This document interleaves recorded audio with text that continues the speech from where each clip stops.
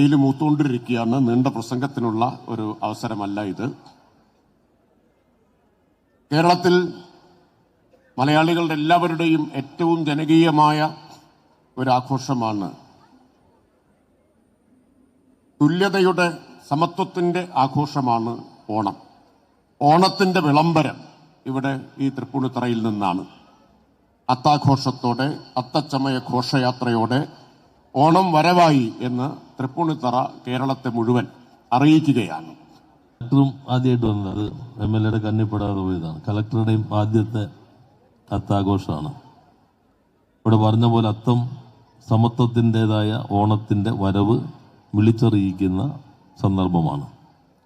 തൃപ്പൂണിത്തുറ അത്താഘോഷം ഇന്ന് ലോകത്തിൻ്റെ തന്നെ ശ്രദ്ധയിലേക്ക് എത്തിക്കഴിഞ്ഞിട്ടുണ്ട്. അവരേറ്റവും മികച്ച രീതിയിൽ സംഘാടനത്തിന് നേതൃത്വം നൽകിയ തൃപ്പൂണിത്തുറ നഗരസഭ ചെയർപേഴ്സൺ രമാ സന്തോഷിനെയും കൗൺസിലിനെയും സെക്രട്ടറിയെയും സംഘാടക സമിതിയെയും ആദ്യം തന്നെ ഈ നാടിന് വേണ്ടി പ്രത്യേകം അഭിനന്ദിക്കുകയാണ്. പ്രിയമുള്ളവരെ, എൻ്റെ കുട്ടിക്കാലത്ത് എൻ്റെ അച്ഛനോടൊപ്പം ഒരു ചെറിയ കുട്ടിയായിട്ട് ഈ രാജവീതികളിൽ, ശരിക്കും തൃപ്പൂണിത്തുറ രാജവീതി എന്ന് തന്നെ നമ്മൾ പറയണം, കൊച്ചി മഹാരാജാവ് പോയിരുന്നൊരു വഴിയാണത്. ആ ഓർമ്മപ്പെടുത്തലിലാണ് ഇന്നും ഈ അത്താഘോഷം നടക്കുന്നത്. ഒരു കൊച്ചുകുട്ടിയായി ഈ ആൾക്കൂട്ടത്തിൽ തിരക്കിനിടയിൽ വന്ന് നിൽക്കാനുള്ളൊരു, അന്ന് ഞാൻ എൻ്റെ സ്വപ്നത്തിൽ പോലും വിചാരിച്ചിട്ടില്ല ഈ വേദിയിൽ ഒരു വിശിഷ്ട വ്യക്തിയായിട്ട് വന്നിരിക്കാൻ കഴിയുമെന്ന്. അതെനിക്ക് തരമാക്കി തന്ന നഗരസഭയോടും ചെയർപേഴ്സണോടും മറ്റെല്ലാവരോടും കേരള സർക്കാരിനോടും എല്ലാം എൻ്റെ നന്ദിയും കടപ്പാടും രേഖപ്പെടുത്തുന്നു. ഇപ്പോൾ പ്രസംഗത്തിന് ഏറ്റവും നീളം കുറയ്ക്കുന്നവർക്ക് നല്ല കൈഡി കിട്ടുന്നതായിട്ടൊരു ട്രെൻഡ് ഞാൻ മനസ്സിലാക്കി അവിടെ ഇരുന്നുകൊണ്ട്, അതുകൊണ്ട് സുദീർഘമായി സംസാരിക്കുന്നില്ല. സന്തോഷിക്കുവാൻ വേണ്ടി ആളുകൾ ഒത്തുകൂടുന്നത് കാണുന്നത്രയും വലിയ സന്തോഷം മറ്റൊന്നില്ല.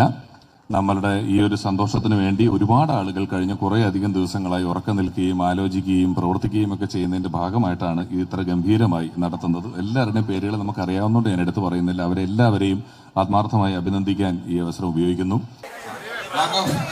ഘോഷയാത്രയുടെ ഭാഗം ശ്രീ ജയറാം നിർവഹിക്കുന്നു.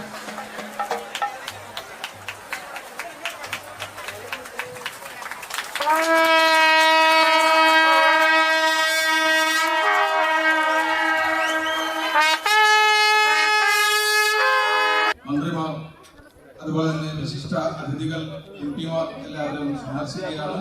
MLA-മാരുണ്ട്, ശ്രീ ജയറാം ഉണ്ട്, ശ്രീ രമേശ് പിഷാരടി ഉണ്ട്. ഇവരെല്ലാം കുട്ടികളെ സന്ദർശിക്കുക.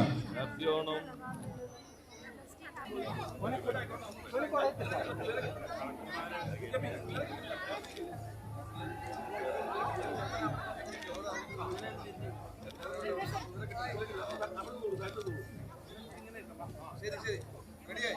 ഓക്കെ.